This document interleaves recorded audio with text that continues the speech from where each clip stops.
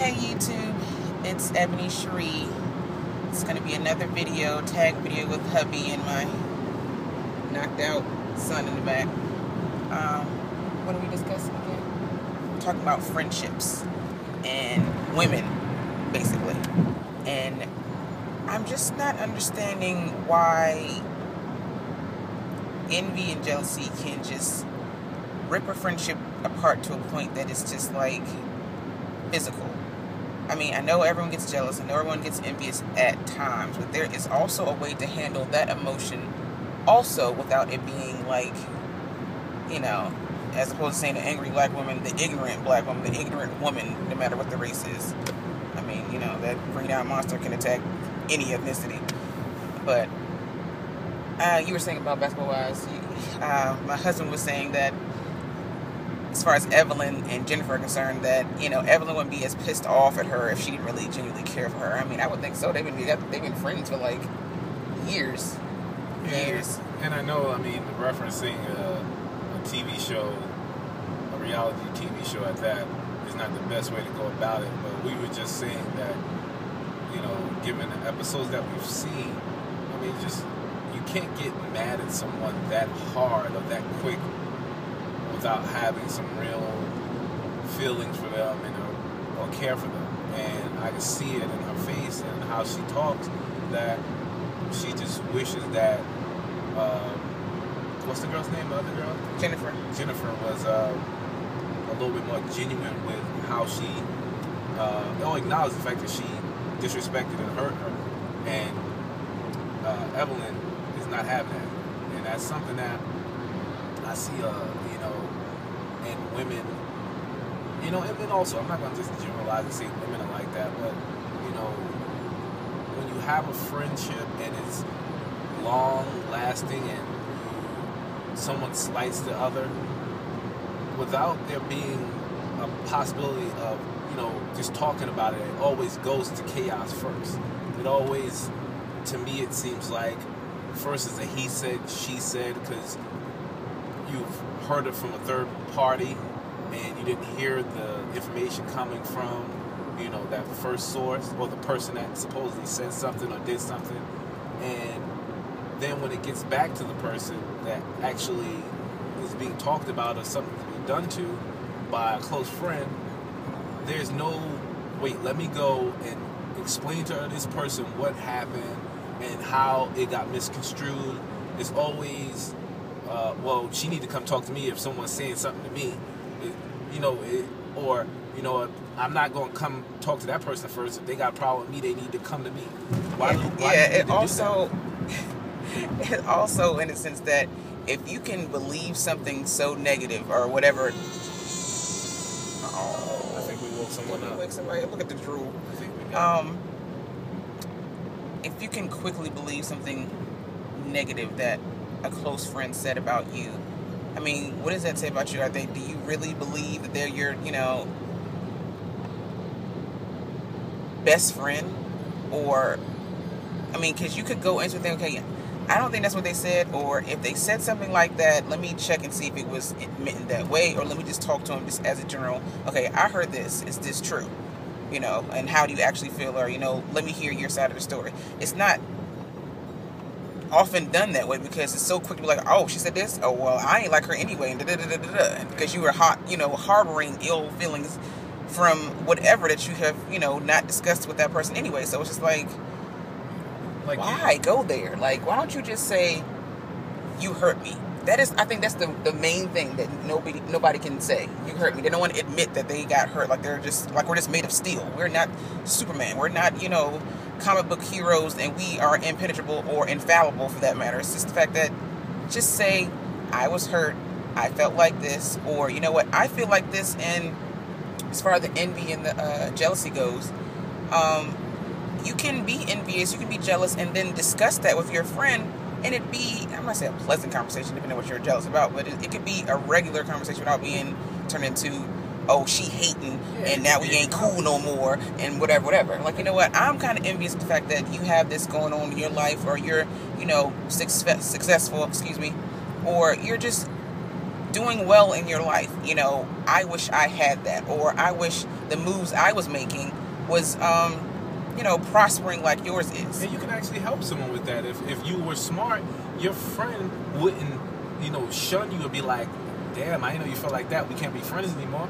She would, or he would basically be able to say, you know what? Well, let me show you how I got like this. Let me show you how to get your life or have your life as good as you see mine. Let me show you, since this is what you seem to like so much, I can give you tips on how to better yourself.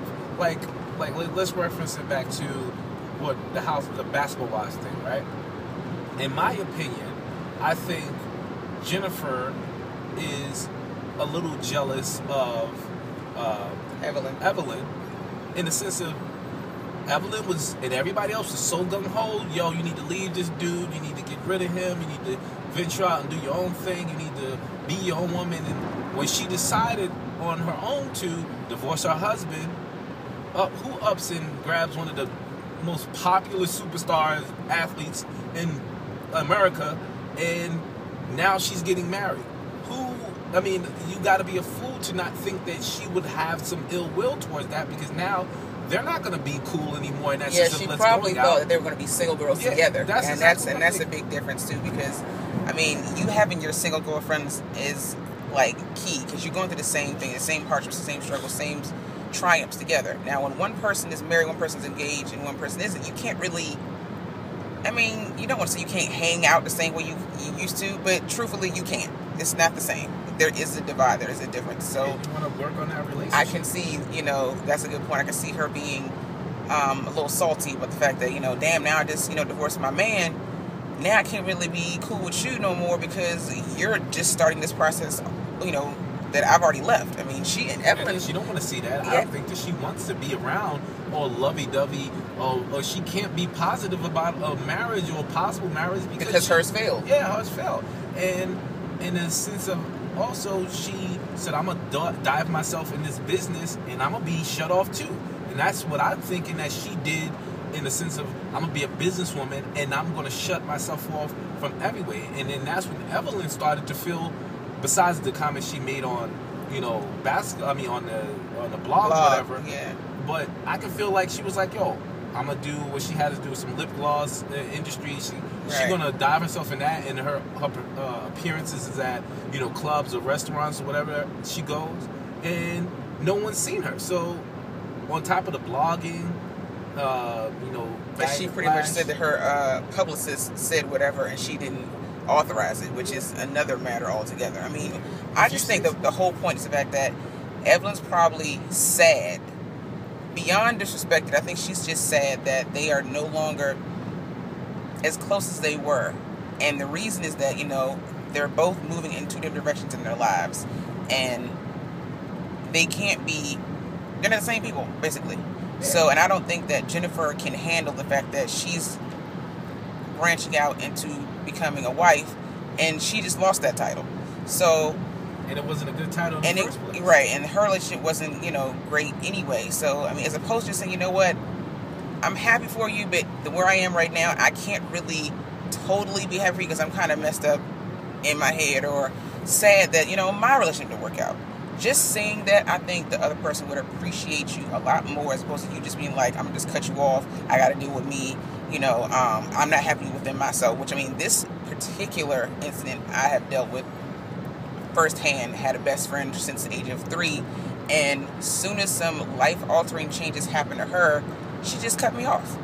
No explanation, just kept trying to say don't take it personal, but you take that person. You know somebody for over 20-something years, and then they just stop talking to you because they're sad about how their life is going. That hurts. So, but as opposed to discussing it like a grown woman, it just gets put to the back burner, and then they're just not in your life anymore. Yeah, and not to put out there on front, but not to put out on Front Street, but you got to think about it, man. When it all happened, me and my wife just actually got married. It wasn't probably maybe 5 months after we got married.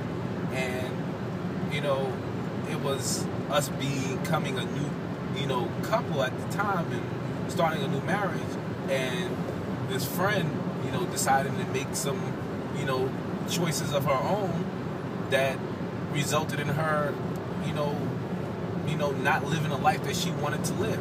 And I could see right there that, oh wow, they just got married. My friend is, happy, and I'm happy for her, but really she's not really that happy for her, because she wanted to live that same life. She wanted to get married. She wanted to have children.